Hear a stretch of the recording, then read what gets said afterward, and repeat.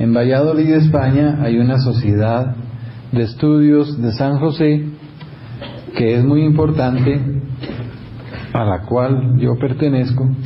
Es una sociedad muy interesante y edita una revista magnífica sobre San José. Entonces, yo escribí por ahí un librito sobre San José que algunos de ustedes tal vez conocen. Desde hace algunos años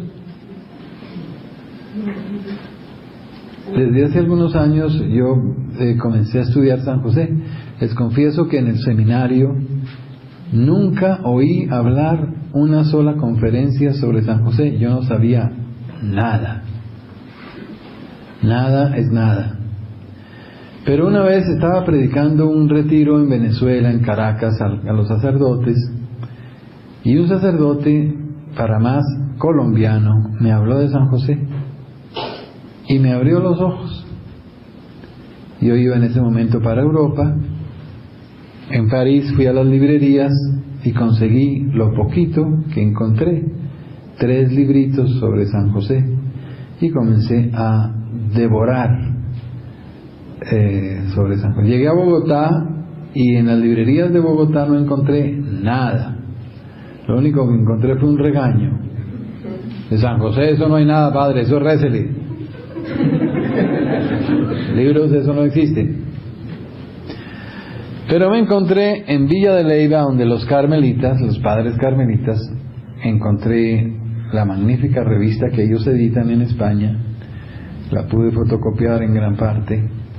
Después en Canadá, en Montreal, encontré que hay un centro de estudios de San José y donde construyeron la más grande basílica del mundo dedicada a San José.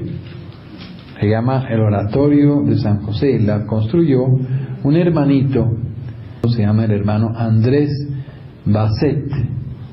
El hermano Andrés tenía una gran devoción a San José y tenía una lamparita de aceite. Y con el aceite de la lamparita, el hermano Andrés ungía a los enfermos y hubo miles de curaciones, pero miles de curaciones. Cuando murió el hermano Andrés en 1942, el desfile delante de su féretro fue de 1 o 2 millones de personas en Montreal. Ya lo beatificó el Papa y seguramente lo va a canonizar, el gran devoto de San José. Entonces yo comencé a descubrir San José, a conocer, a descubrir qué cosas que no tenía, pero ni la más remota idea.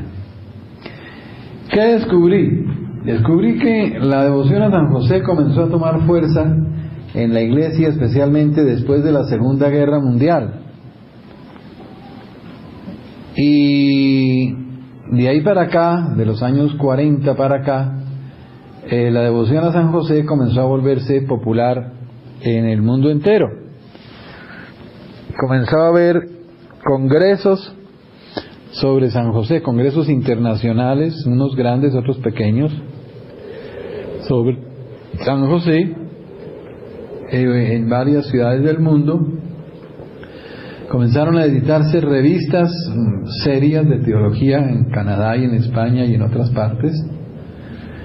Comenzaron a publicarse libros, estudios. Yo no tenía nada, ahorita tengo una bibliotequita solo de San José. Debe haber unos 300 títulos por lo menos ahí. Ya no tengo tiempo de leer todo lo que ha llegado de San José, es demasiado. Comenzaron a publicarse tesis doctorales en las universidades pontificias de Roma y en otras partes sobre San José. En fin, comenzó a haber una literatura cada vez más abundante, cada vez más extensa, con estudios muy serios, muy reposados, muy sabios, muy técnicos, es decir, mucha cosa muy importante sobre San José. El Papa León XIII publicó la primera encíclica sobre San José en 1889 y Juan Pablo II publicó también una en 1989, 100 años después. Se llama Redentoris Custos, quiere decir custodio del Redentor. Entonces, esa encíclica me sirvió porque yo tenía mi librito sobre San José ya preparado, pero cuando el Papa habló, dijo cosas que confirmaban. ¿Qué podemos decir entonces? Primer punto, la parte humana de San José. San José desciende del rey David, era de la familia real. Y por eso muchos teólogos dicen que si la familia del rey estuviera reinando, José tendría derecho a ser rey. O sea que no era cualquier pintado en la pared, era un heredero del trono de Israel, descendiente directo por línea paterna del rey David. Nació entonces en la ciudad de David, que era ¿cuál? Belén. Cuando ustedes vayan a Belén, vayan a Tierra Santa, si la guerra los deja entrar a Belén, porque a veces no puede uno entrar. Después de que visiten la iglesia de la Natividad, donde nació nuestro Señor, enfrente hay una placita donde cogen taxi, se montan en un taxi y le dice: lléveme al monasterio de las Carmelitas. En Belén, a un kilómetro por ahí del centro del pueblo, hay un monasterio de las Carmelitas Descalzas, las monjitas de Santa Teresa, construido en el sitio donde nació el rey David y donde vivió su familia durante muchos años, y donde nació San José. Monasterio de las Carmelitas de Belén está edificado en el sitio donde nació San José. Allá nació San José, en Belén. Era una finca que quedaba a 1 kilómetro del centro del pueblito, hoy ya es una ciudad. Era el tercero entre los hijos de la familia, y desde niño fue muy piadoso, muy religioso. Por ese tiempo había un monasterio de monjes judíos que se llamaban los esenios, que vivían no muy lejos de Belén, y vivían en castidad completa. Hacían voto de castidad, de consagrarse a Dios, y renunciaban a las relaciones sexuales. Aún más, había algunos que vivían en pareja de castidad, hombre y mujer, pero en castidad perfecta, sin tener relaciones sexuales. Eso duró un tiempo, pero después se degradó, se degeneró, y hubo que acabarlo porque ya vivían no en castidad, sino en vida marital, y eso se terminó. Pero durante unos años o siglos, 3 siglos, se perduró la idea, y hubo muchas parejas que trataron de vivir en castidad perfecta. San José conocía eso como lo mismo que todos los demás judíos de su tiempo. Era una cosa muy conocida, y él, que vivía cerquita, porque estos monjes judíos vivían en el Qumran, y el Qumran queda cerca de Belén, a unos pocos kilómetros, no podía él ignorar que había gente que vivía así en castidad. ¿Qué pasó después? Resulta que cuando los jóvenes llegaban a la edad de matrimonio, que era muy joven, porque los matrimonios entre los judíos eran jovenciticos, las niñas las casaban a los 12 años, 13 años, aún todavía hoy entre los árabes, y a los muchachos a los 15.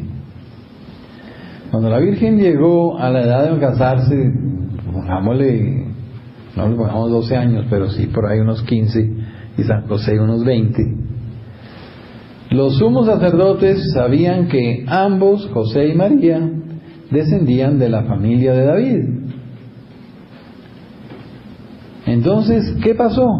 Aquí el Evangelio no dice nada, pero tenemos que suponer que sucedió lo que sucedía con todos los demás personajes de ese tiempo.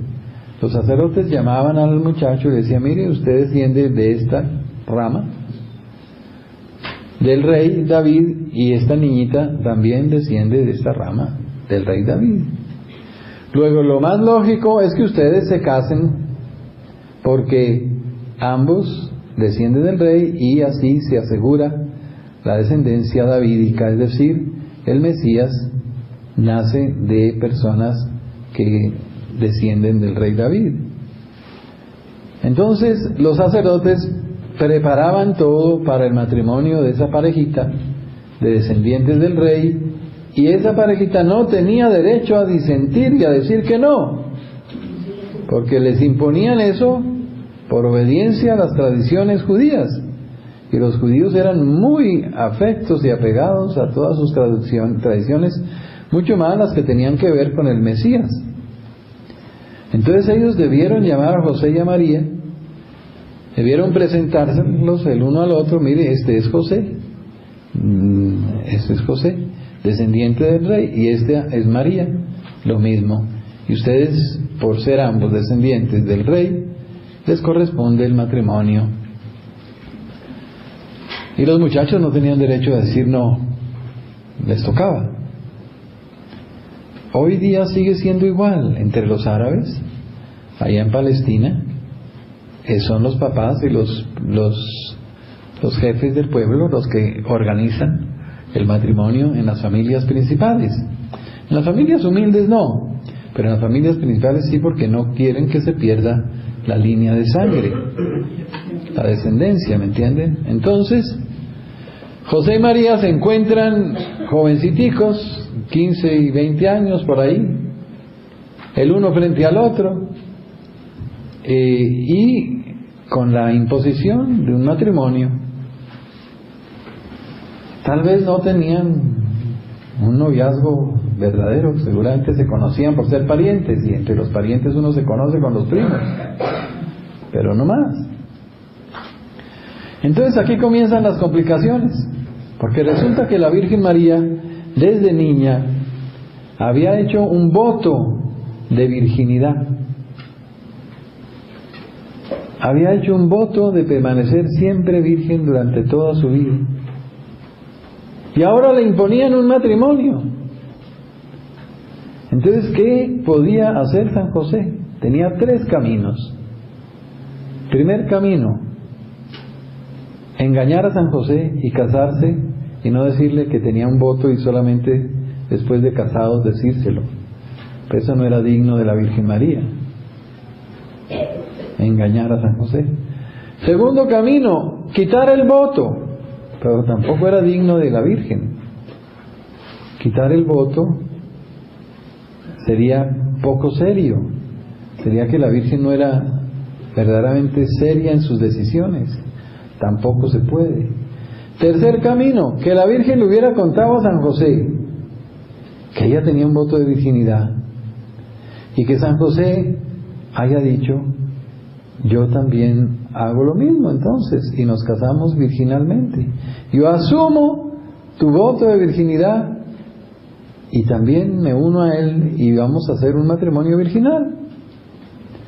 Y seguramente esta tercera posibilidad fue la que sucedió, que la Virgen le contó a San José su voto, y San José lo asumió y dijo: está bien, entonces yo hago también un voto de virginidad y me comprometo a respetar tu virginidad toda la vida. O sea que contrajeron un matrimonio virginal, un matrimonio sin relaciones sexuales. ¿Es válido? Claro. Yo puedo comprar una casa y no habitarla, pero es mía. Yo puedo comprar un carro y no usarlo, pero es mío. José se casa con María, pero no tiene relaciones, pero es su esposa. Renuncia al uso de la relación sexual, pero es su esposa y es su marido. Y seguramente así fue. José y María se casan. Pero entonces las complicaciones aumentan. ¿Por qué? Porque la Biblia dice que José era un varón justo. Varón justo significa cumplidor de la ley. Y para cumplir la ley hay que conocerla, ¿sí o no? ¿Cómo cumple uno la ley si no la conoce? ¿Cómo la cumple? Entonces, José conocía la ley. La ley estaba escrita en la Biblia.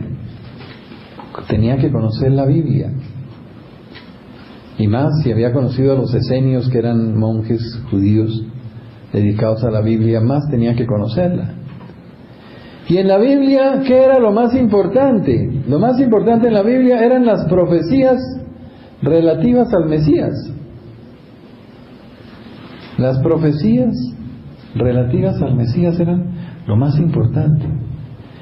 Y entre esas profecías había dos, que eran las más importantes de las más importantes, que decía que el Mesías nacería de una virgen de la familia de David.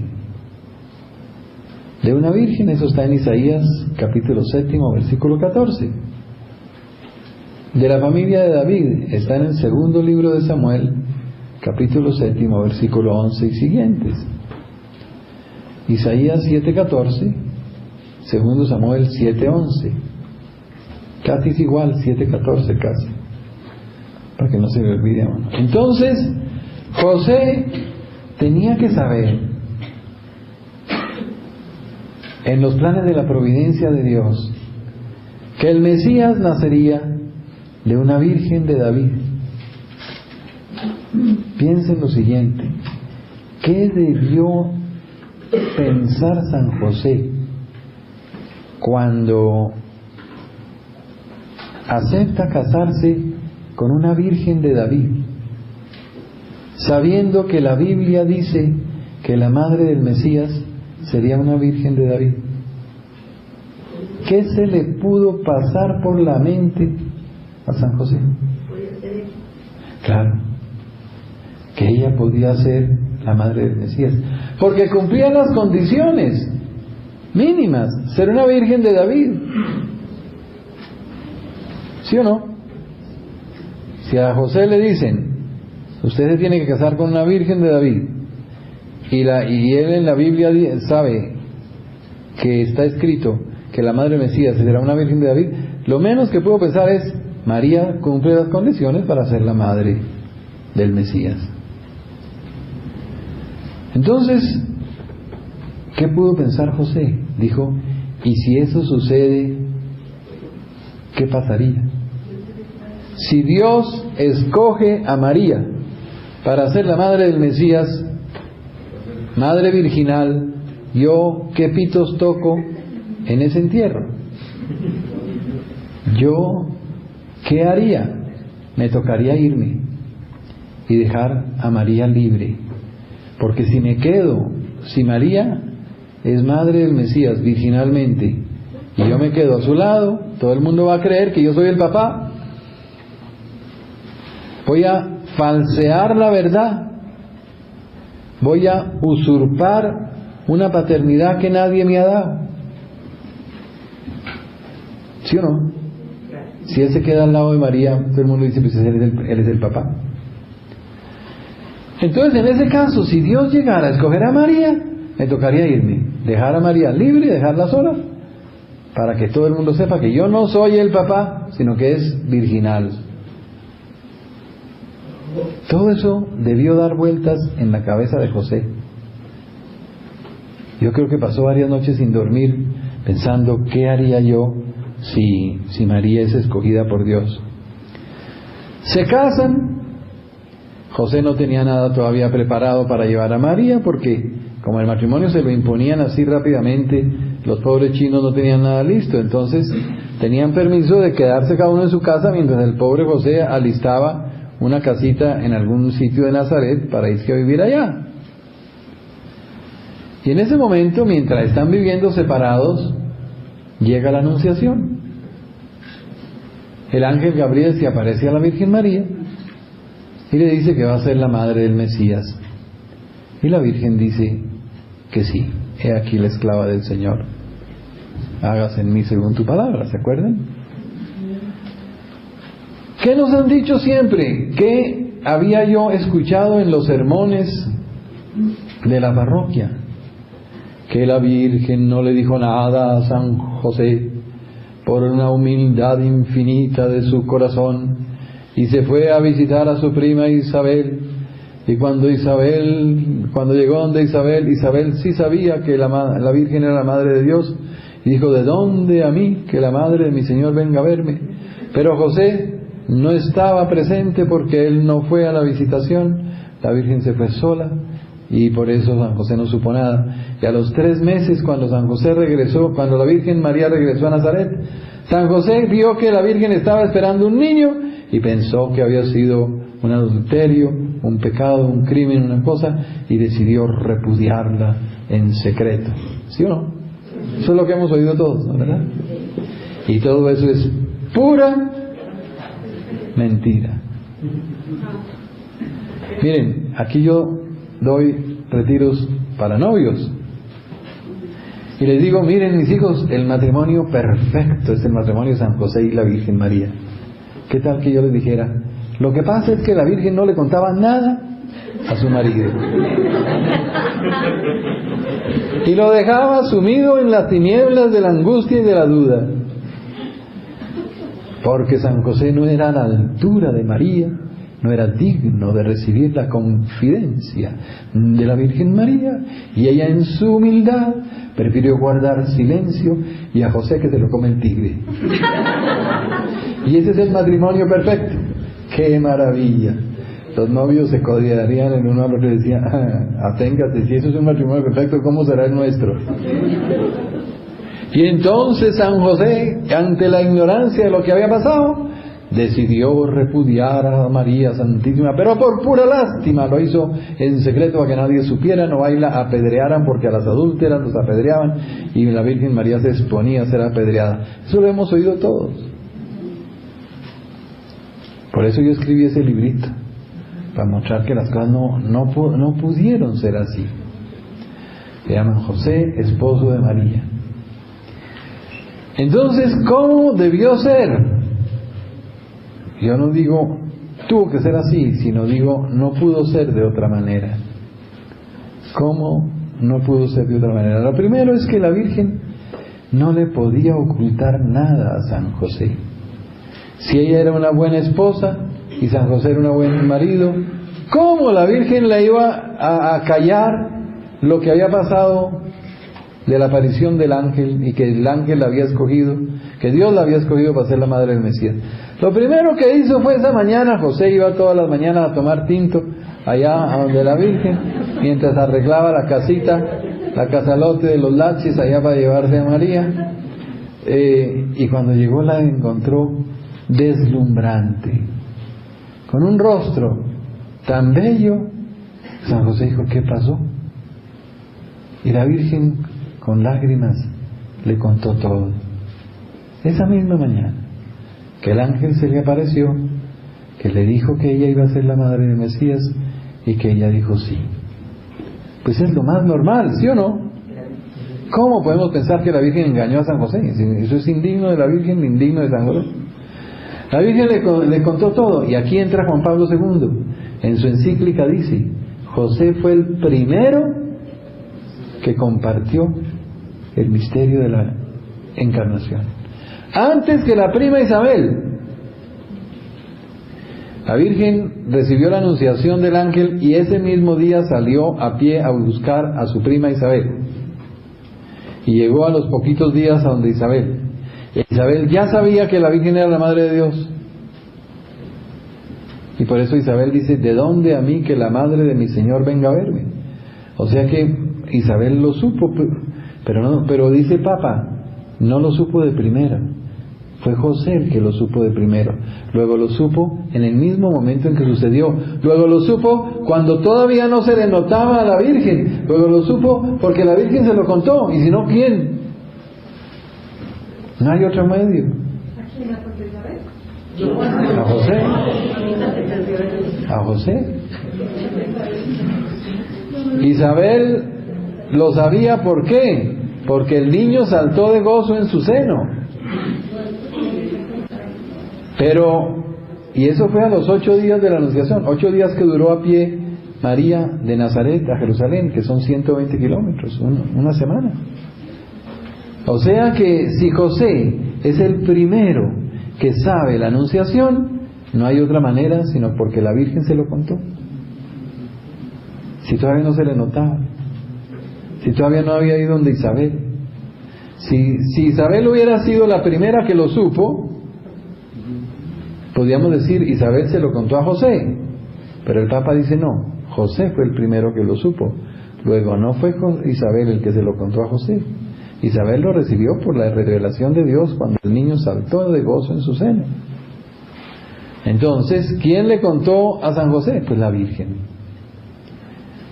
Y esto no lo digo yo, menos mal, lo dicen grandes teólogos.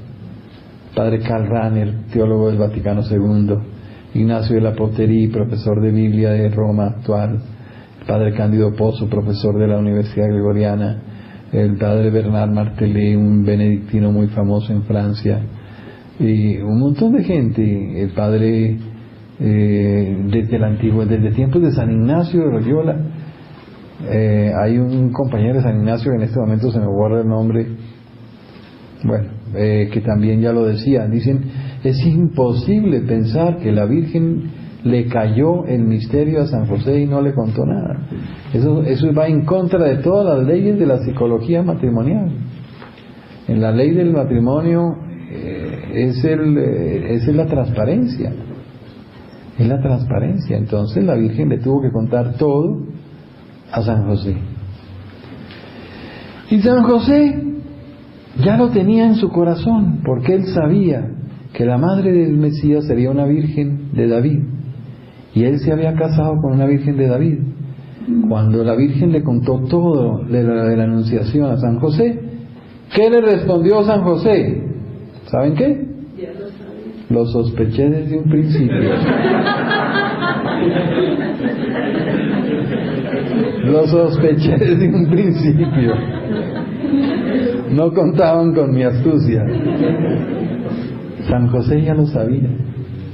Y aquí vuelve Juan Pablo II con su sabiduría y dice, José, oigan esta frase, José confirmó en la fe a María. No dice, María confirmó a José. No, dice la maravilla al revés, José confirmó a María. Cuando la Virgen le contó todo a José, José le dijo, lo sospeché desde un principio. Eso no podía ser de manera diferente.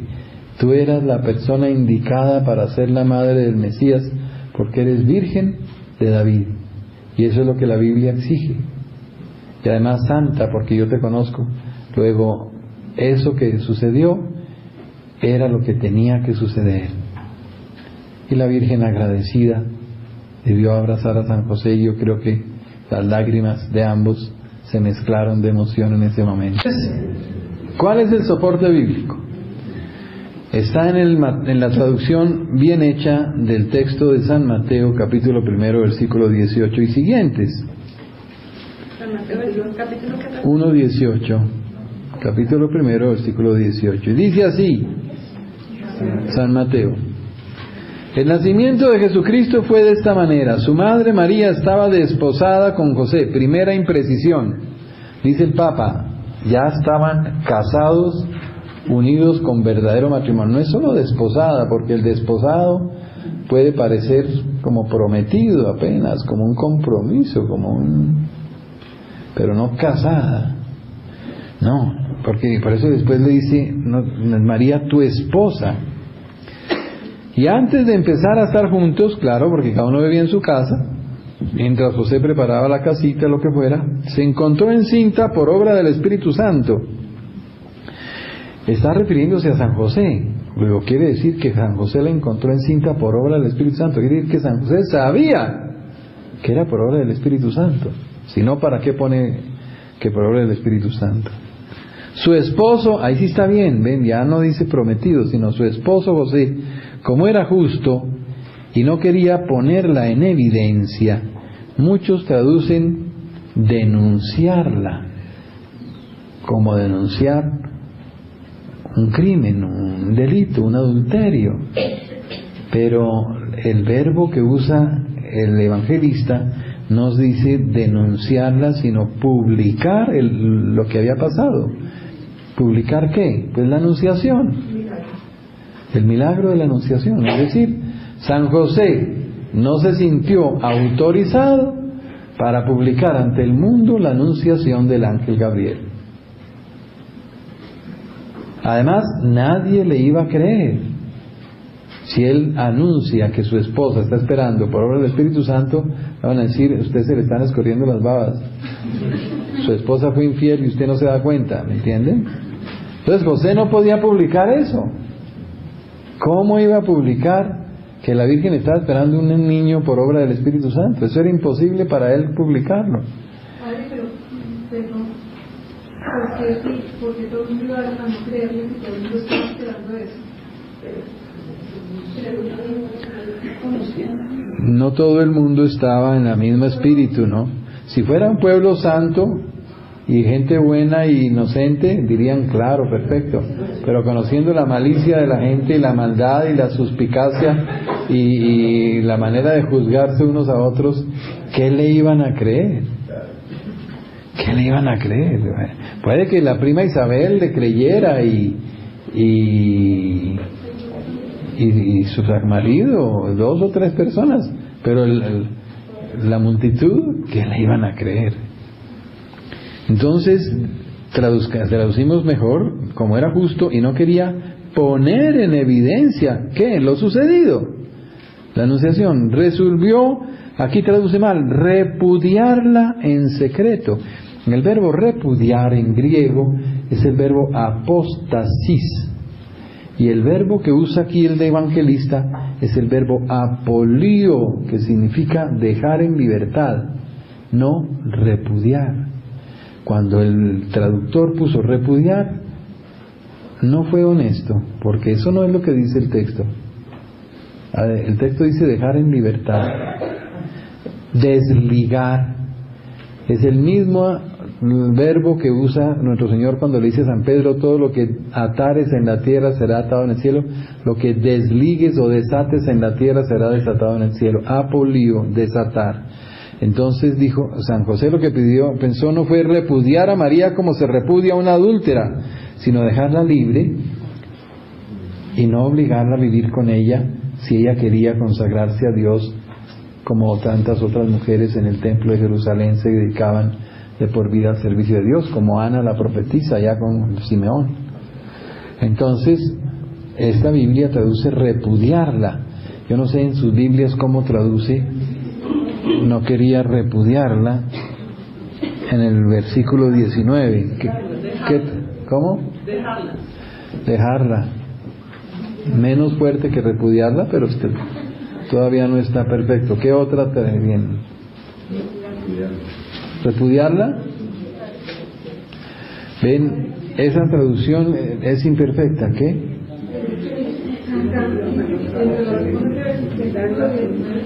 En la nota dice: los desposorios judíos suponían un compromiso tan real que al prometido se le llamaba ya marido, y no podía dejar libre más que por el presumo. Sí, y eso es lo que es un dejar libre antes de vivir con ella. Sí. Aida se supone que no están casados sino prometidos, lo cual es imperfecto. Segundo, José decide dejarla libre porque había una ley superior a la ley humana, que era la escogencia de Dios. Si Dios la tomó por esposa, ¿quién es él para obligarla a vivir con él? Aún más, antes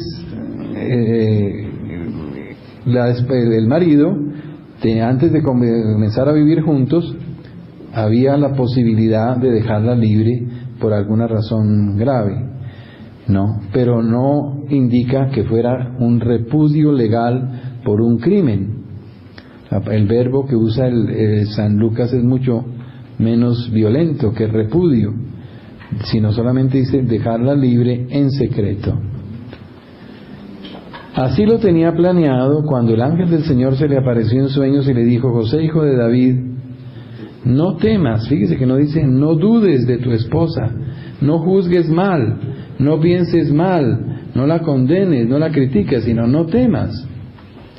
José tiene una actitud de temor santo ante la grandeza de la Virgen, el mismo temor que tuvo San Pedro cuando se botó a los pies de Jesús y le dijo, apártate de mí que soy un hombre pecador. O del centurión que le dice, no soy digno de que entres en mi casa. José es lo mismo, dice, yo no soy digno de María, yo tengo un santo temor reverencial, y si la Virgen ha sido tomada por Dios, yo quién soy para quedarme a falsear una verdad y usurpar una paternidad. No temas tomar contigo a María tu esposa, porque, y aquí hay una palabra que casi ninguna Biblia traduce, es en griego la palabra gar, que significa en efecto. En efecto, entonces oigan la frase, no temas tomar contigo a María tu esposa, porque en efecto, lo concebida por ella viene del Espíritu Santo. ¿Qué significa el en efecto? Quiere decir que le está confirmando algo que él ya sabía. En efecto, tal como tú lo sabes. En las revelaciones de Santa Brígida dice, tal como ella te lo comunicó. Tal como como tú lo sabes. Si uno borra en la palabra gar griega, el en efecto, miren cómo queda la frase. No temas tomar contigo a María, porque lo concebido en ella viene del Espíritu Santo. Quiere decir que le está revelando algo que José ignora. Si ponen el en efecto, está confirmando algo que José sabe. Por eso los traductores son pícaros, porque cuando no entienden algo lo suprimen. Y aquí este traductor, como no entendió por qué decía en efecto, lo suprimió. Y eso no está bien. Si lo decía, ha debido ponerlo, aunque no entendiera por qué. No temas tomar contigo a María tu esposa, porque en efecto lo concebido por ella viene del Espíritu Santo. Entonces, José decide irse. Oigan otra vez a Juan Pablo II. Dice Juan Pablo II, José decide irse para no poner trabas al plan de Dios que se estaba realizando en María. No dice, José decide irse porque duda de la integridad de María, porque ignora el plan de Dios, porque no sabía la anunciación, porque no conocía lo que había pasado. No, porque conocía todo demasiado bien y no quería poner trabas al plan de Dios que se estaba realizando en María. ¿Ven? El Papa es una maravilla. En 3 frases confirma todo lo que hemos dicho. Primera, José fue el primero que conoció el misterio de la encarnación, antes que la prima Isabel. ¿Cómo? A la Virgen se lo contó. Segunda, José confirmó a María en la fe, porque José lo sospechó desde un principio. Tercera, José decide irse para no poner trabas al plan de Dios, porque lo conocía. Porque lo conocía. Entonces, si traducimos bien las palabras exactas tal como están, nos da un sentido completamente distinto del tradicional, que es que José no le dijo nada, que lo supo tarde, que se dio cuenta que estaba esperando y no sabía de dónde era, que juzgó mal, que pensó acusarla, pero por misericordia resolvió repudiarla en secreto, etcétera, que era lo que hemos oído. Y nos ponen a un San José ignorante, que no sabe nada, que no entiende nada, y que quiere hacer las cosas como mejor pueda, pero en una ignorancia completa, lo cual es absurdo. José es un santo, un patriarca lleno del Espíritu Santo, que sabía todo lo que iba a pasar. Dios se lo había inspirado, lo sospechó desde un principio, confirma a María en la fe, fue el primero que supo todo, la acompañó en la visitación, estuvo presente cuando Isabel dijo, ¿de dónde a mí que la madre de mi Señor venga a verme? Para José no fue nuevo porque ya lo sabía por labios de María. Eso sí es un matrimonio perfecto, donde ambos confían totalmente en el otro. María confía totalmente en José y por eso le cuenta todo. José confía totalmente en María y por eso cree todo. Así sí, ¿entienden? Entonces concebida en ella viene del Espíritu Santo. Dará a luz un hijo y le pondrás por nombre Jesús. O sea, le pondrás tú por nombre Jesús, porque tú eres el que va a hacer el oficio de papá, porque el nombre lo pone el papá. Porque él salvará a su pueblo de sus pecados. Todo sucedió para que se cumpliera lo hecho por el profeta, y ahí está la profecía de Isaías. He aquí que una virgen concebirá, etcétera, etcétera. ¿Vamos hasta ahí? ¿Alguna pregunta? Entonces, José, la figura de José se nos transforma completamente. Un hombre sabio, un hombre prudente, un hombre inspirado por el Espíritu Santo, un hombre obediente, un hombre totalmente dócil. Cuando el ángel le dice, levántate, toma al niño y a su madre y vete a Egipto, dice, se levantó inmediatamente. Inmediatamente. Tomó de noche al niño y a su madre, dice, no se esperó a que amaneciera. Y no tenía luz eléctrica, ni había bombillos en las calles, ni había linternas. De noche se fueron a pie o en su burrito, qué sé yo, en esa oscuridad, huyendo de Egipto, de Herodes. Y caminaron 1000 kilómetros de Jerusalén al Cairo. Hay la tontería de 1000 kilómetros, es decir, 1 mes y medio, 2 meses caminando. Gracias al dinero que los reyes magos le habían dejado, tuvieron con qué sobrevivir. Y se instalaron en un sitio en Egipto que se llama Matarea, de donde viene ese pequeño bordado, esa artesanía que está ahí en el coso. Ese viene de allá, de donde José y María vivieron. Es la iglesia de San Sergio, en el Cairo, y ahí estuvieron 3 años y medio, hasta que murió Herodes. Y regresaron, pero viendo que en Jerusalén reinaba un hijo de Herodes, dijeron, esto es peor que el papá, vámonos para otro lado, y se fueron a Nazaret, porque allá vivía la familia de la Virgen, y allá iban a estar más protegidos y más.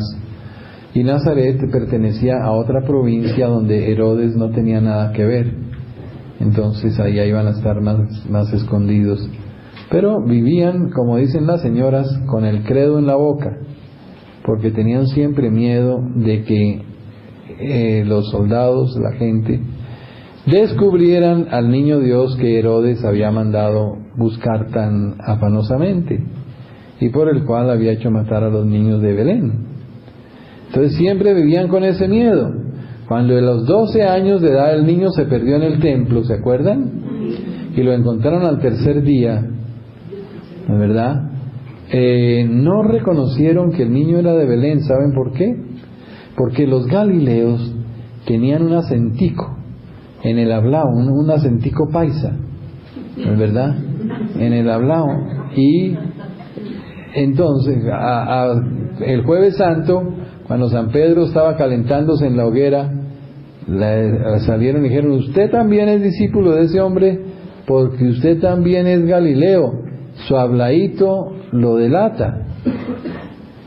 El mismo habladito que delató a San Pedro, escondió al niño Dios, porque ellos vieron que era un paisita Galileo, y no se imaginaron que fuera el tan buscado niño de Belén.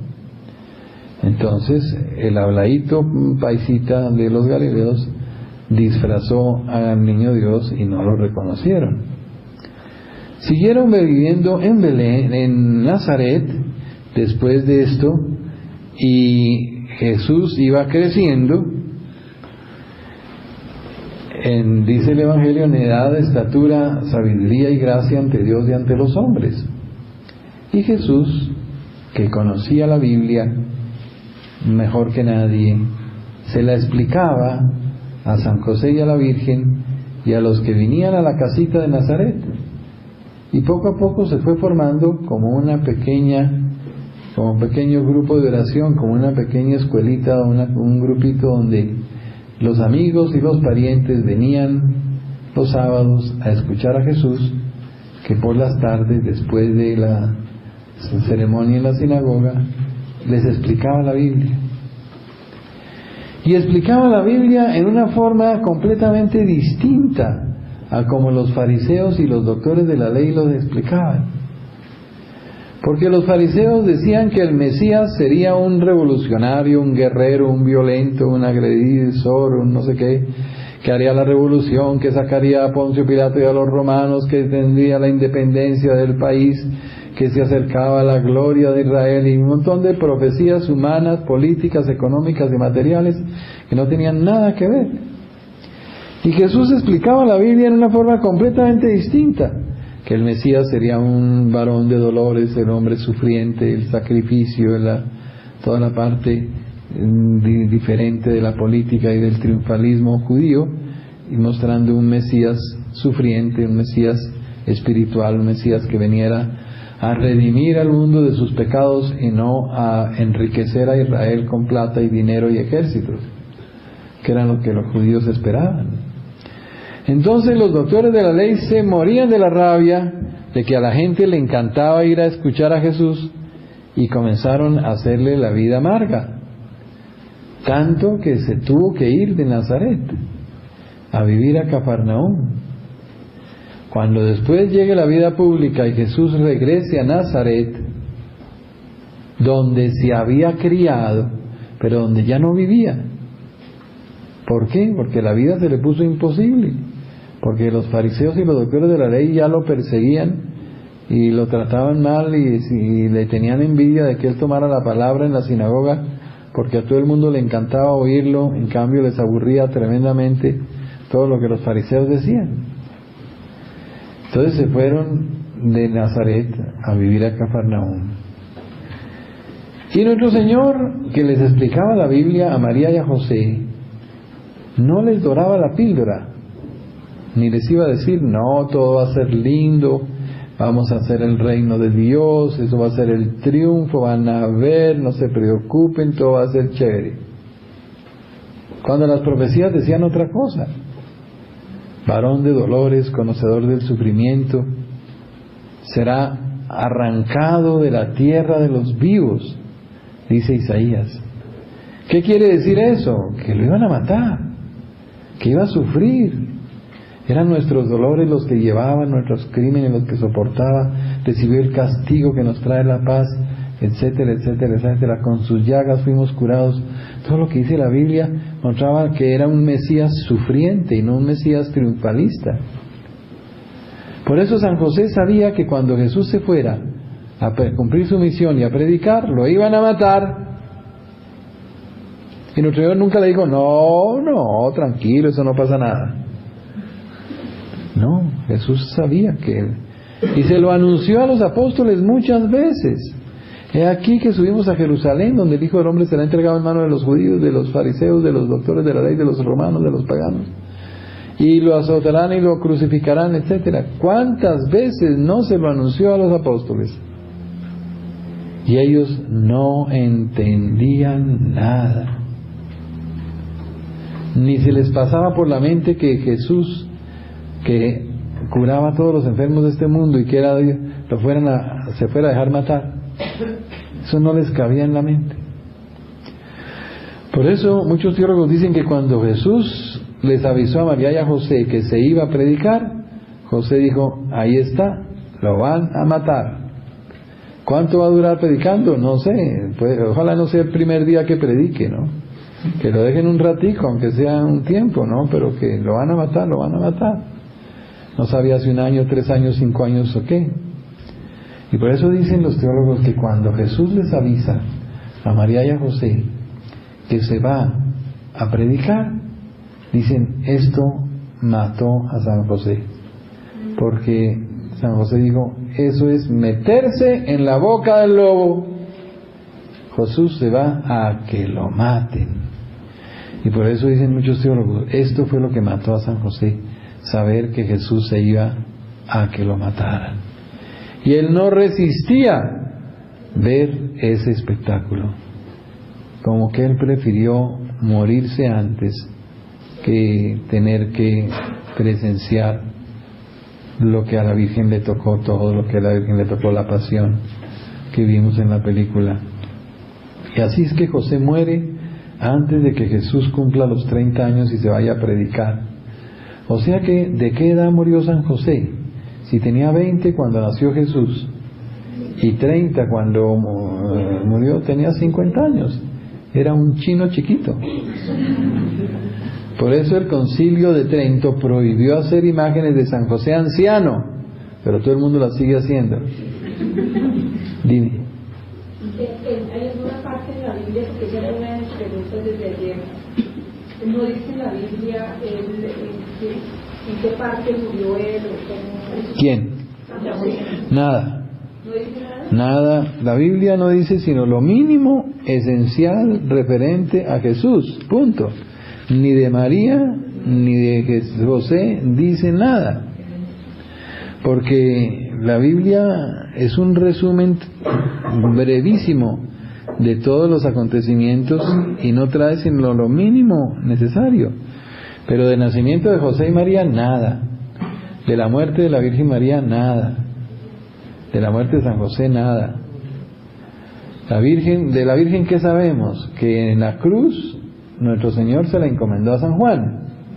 Y ahí a tu hijo y a tu madre. Al principio vivieron un tiempito en Jerusalén.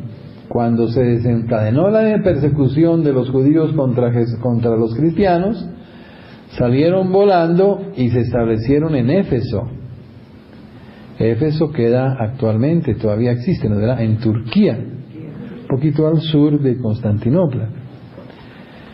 Y hay una religiosa que se llama Ana Catalina Emmerich, alemana, beatificada por Juan Pablo II hace unos 5 años, que tuvo muchas revelaciones sobre la vida de Jesús, de María y de José. Y dice que ella veía que desde la casita donde vivía la Virgen María acompañada de San Juan, se veía el mar y se veía la ciudad de Éfeso. Esto lo escribió Ana Catalina en el siglo XIX, a comienzo de la 1820, 1830. Por allá en 1860 un sacerdote dijo: yo voy a mirar si eso es verdad. Y se fue para Éfeso y encontró que Éfeso está rodeada de 11 colinas. Desde una se ve el mar, pero no se ve Éfeso. Desde otra se ve Éfeso, pero no se ve el mar. Solo desde una se ve Éfeso y se ve el mar. Y entonces dijo: aquí tuvo que ser donde vivía la Virgen María acompañada de San Juan. Y Ana Catalina dice que la casita donde vivían San Juan, la Virgen con San Juan, era una casita en forma de T.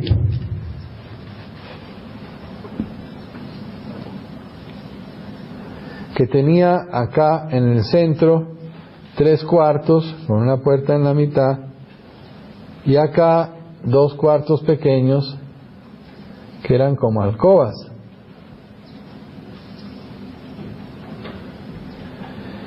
Así era la casa. Entonces encontraron las ruinas de una casa en forma de T, con unos muros tremendos de piedra grandototes. Compraron la finquita, el lotecito con las ruinas, lo reedificaron, hicieron una capilla, y Pablo VI fue a celebrar allá la misa, y Juan Pablo II también, y Benedicto XVI también la visitó ahorita que estuvo en Turquía, porque todos saben y están convencidos de que es la auténtica casa donde vivió la Virgen María en Éfeso. Vivió 15 años después de la muerte de Cristo probablemente, y cuando ya sintió que se acercaba su muerte, quiso que regresara a Jerusalén, y según la tradición murió en Jerusalén, y tenemos allá la iglesia que se llama de la Dormición, que queda pegadita al cenáculo donde nuestro Señor instituyó la Eucaristía, y a la tumba del rey David, ahí en el monte Sión. Ahí habría muerto la Virgen, en la iglesia de la Dormición, y fue sepultada en la tumba de la Virgen, que queda cerca a 1 cuadra del Huerto de los Olivos, o 2 cuadras del Huerto de los Olivos, donde el Señor hizo la oración en Getsemaní.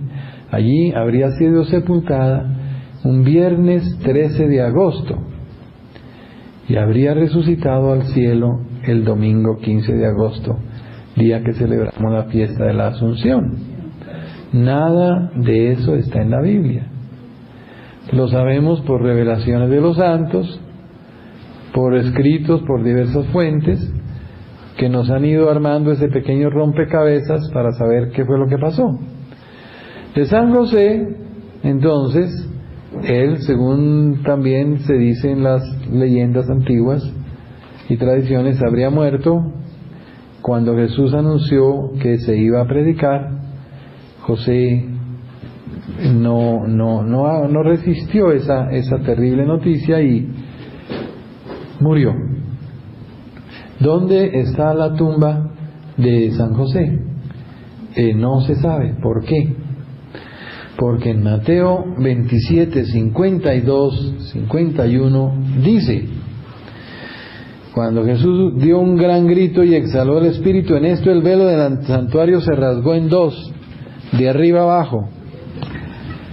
Tembló la tierra y las rocas se rajaron.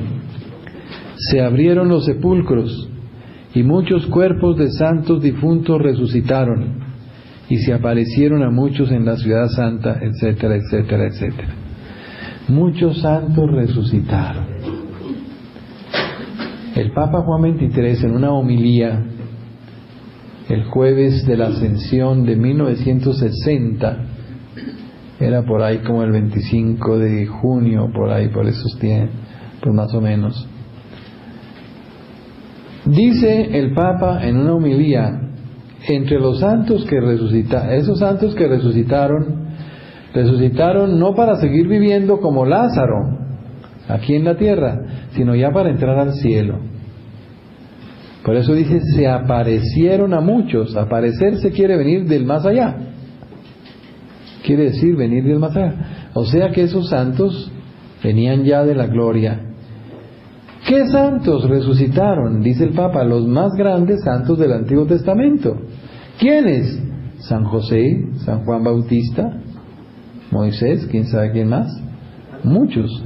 Entonces dice, concluye el Papa, podemos creer, no dice debemos, sino podemos creer que San José y otros cuantos santos ya están resucitados en cuerpo y alma en el cielo. Podemos creer, no dice debemos creer, pero podemos creer. Por eso la tumba de San José no existe, porque San José está ya glorificado en cuerpo y alma en el cielo. ¿Kiki, vas a preguntar algo? No, padre, creo que no es que lo que dice nos va a orar para que esté con nosotros en su casa. Hacemos una oración, claro. Amén. Por eso, los más grandes devotos a San José han sido los santos más grandes de la Iglesia. San Agustín, San Jerónimo, San Bernardo, San Francisco de Sales, Santa Teresa de Jesús, Juan XXIII, Juan Pablo II, los grandes personajes de la Iglesia han sido los grandes devotos de San José. Y por eso Santa Teresa dice, no hay cosa que yo le haya pedido que no me la haya concedido. Por eso, si Santa Rita es la abogada de los imposibles, San José es el abogado de los súper imposibles. Cuando ustedes tengan algo absolutamente imposible, ahí tienen a San José. ¿Entienden? Entonces, por eso el Papa León XIII lo proclamó patrono de la Iglesia Universal, no patrono de los carpinteros por ahí. Que entre otras cosas, la palabra que usa la Biblia para designar el oficio de San José no es carpintero. Nosotros acostumbramos a decir que era carpintero. La palabra griega que usa la Biblia es la palabra tecton. José era tecton, y tecton significa arquitecton, constructor. Arqui quiere decir primer, tecton, constructor.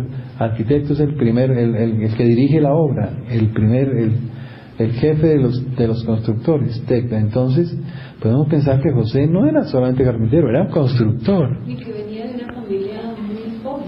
Si no era una familia... Era una familia, claro, era de la familia real. Y lo que pasa es que por las diversas vicisitudes de la política y todo, tanto la familia de San José como la de la Virgen se fue empobreciendo. Cuando la Virgen nació, todavía su familia era acomodada y tenía finca, una gran hacienda vecina a Nazaret, en un lugar que se llama Séforis. Séforis fue el sitio donde nació la Virgen, en una hacienda muy grande, llena de sirvientes y de trabajadores, ¿no?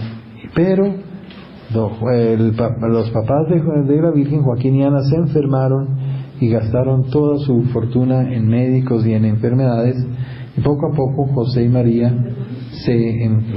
no tenían dinero. La familia algo tenía, pero no tenían para ellos, como en una familia acomodada que se casan los hijos, pero no les pueden dar todavía la herencia como al hijo pródigo. Entonces los padres chinos no tienen sino el día y la noche. Así les pasó a José y María, ¿no? Su familia tal vez tenía, pero no para compartir con ellos, entonces ellos eran pobres. Entonces podríamos alargarnos en muchos detalles, pero se nos va a salar la sopa. Entonces dejemos allí y hacemos un momento de oración por toda la sanación que has hecho en todos los corazones, en otra forma. Te damos gracias por terminarlo con esta fiesta de San José,